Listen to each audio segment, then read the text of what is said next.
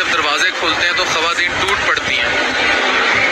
While हम सब crazy हैं सब के बारे में, 1 करोड़ से ऊपर यानी 22 करोड़ की आबादी में 1 करोड़ से ऊपर 35 साल से ऊपर खवातीन जो है वो घरों में बैठी हैं। जहेज, जात पात, सबसे ज्यादा जहेज, पैसा, कोई ओवरसीज पाकिस्तानी मिल जाए, बेटी बेशक यहाँ बिठाई रखें, पैसा भेजते रहें। ये जो अभी मैंने आपको शुरू में सिनेरियो दिखाया था, मेजर कंट्रीब्यूशन है इसका। ये सारी रिसर्च यही कहती है कि जो हम बिल्कुल मादियत पसंद हो चुके हैं, 35 साल से ऊपर उन खवातीन की ज़हनी हालत क्या होगी।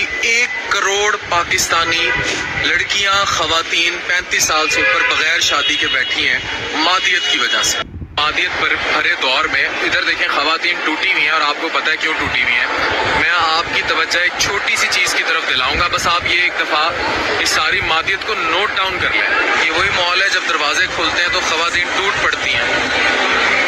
वाइल हम सब क्रेजी हैं सब के बारे में, 1 करोड़ से ऊपर यानी 22 करोड़ की आबादी में 1 करोड़ से ऊपर 35 साल से ऊपर खवातीन मादियत पर भरे दौर में इधर देखें। डॉक्टर अफ़ान कैसर की ये वीडियो देखी तो दिल चाहा कि इस पर चंद अल्फाज कहने चाहिए। मादियत परस्त या मादा परस्त होना, इसको कहते हैं, इंग्लिश में कहते हैं मटीरियलिस्टिक अप्रोच होना। बंदा जब मटीरियलिस्टिक हो जाता है तो इसको खूब से खूब की तलाश हो जाती है, तब ये किसी एक चीज़ पे नहीं ठहर पाता।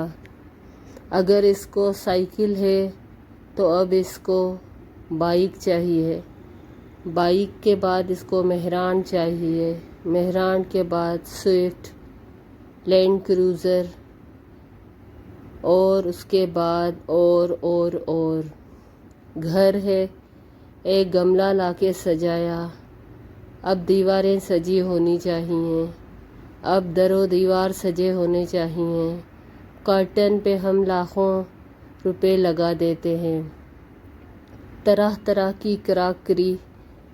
ये हमारे माशरे का मिजाज बन चुका है, मटीरियलिस्टिक या मादा परस्त सोच का होना।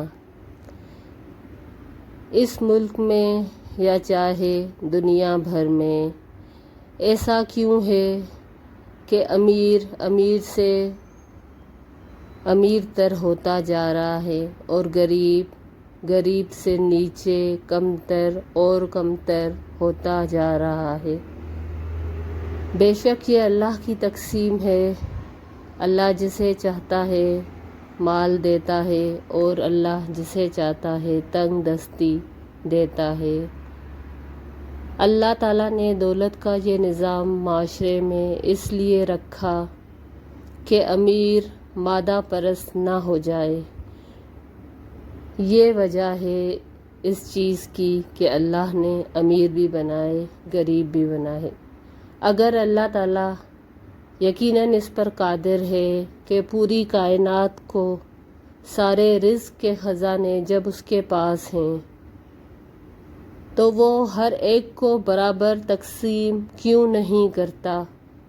क्योंकि अल्लाह ताला को अपने कुछ काम करवाने हैं, अल्लाह की कुछ मसलहतें हैं, अल्लाह की कुछ हिकमतें हैं। अल्लाह किसी दौलतमंद को दौलत देकर आज़माता है, किसी गरीब को दौलत ना देकर उसको भी आज़माता है। अब ये अल्लाह की आज़माइश है कि इंसान उस आज़माइश पर उतरता है और अल्लाह को राज़ी करता है या उसको नाराज़ करता है। एक इंसान ये सोचता है, जैसे कारून ने सोचा था कि ये तो माल मुझे मेरी मेहनत से मिला है, इसमें मेरी मेहनत शामिल है। मैंने सुबह देखी, न शाम, न दिन, न रात, न बारिश, न तूफ़ान, न आंधी। मैंने मेहनत की तो मैंने माल कमाया, अब इस पर सिर्फ़ और सिर्फ मेरा हक है। अगर गरीब को حق چاہیے تو اس کو بھی محنت کرنی چاہیے، مگر بات یہ نہیں ہے۔ بات یہ ہے کہ قارون یا کوئی اور شخص جس کو اللہ نے بہت مال دیا ہے، اس نے محنت کی، اس کو اللہ نے مال دیا، اور ایک غریب اس نے محنت کی، اس کو اللہ نے مال نہیں دیا، تو یہاں پر غلطی اس غریب کی نہیں ہوتی، یہاں پر یہ صرف اللہ کی تقسیم ہو جاتی ہے کہ اللہ نے اس کو کم دیا، اللہ نے اس کی محنت کا کم صلہ دیا تاکہ اللہ ایک امیر کو آزمائے۔ اب امیر کیا کر رہا ہے؟ امیر اس راہ کو چھوڑ دیتا ہے جس کو ہم کہتے ہیں اعتدال، جو اللہ کا پسندیدہ راستہ ہے۔ اللہ کہتا ہے کہ انسان بخل اور اسراف کے بیچ میں اعتدال کے راستے پہ رہے۔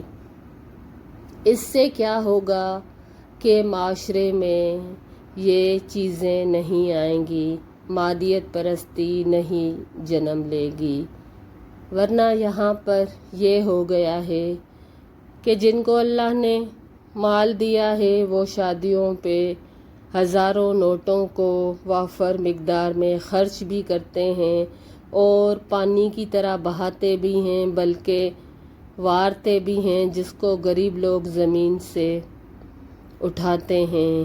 اور وہ لوگ جن کے پاس یہ کچھ نہیں ہے، پھر وہ کیا کرتے ہیں؟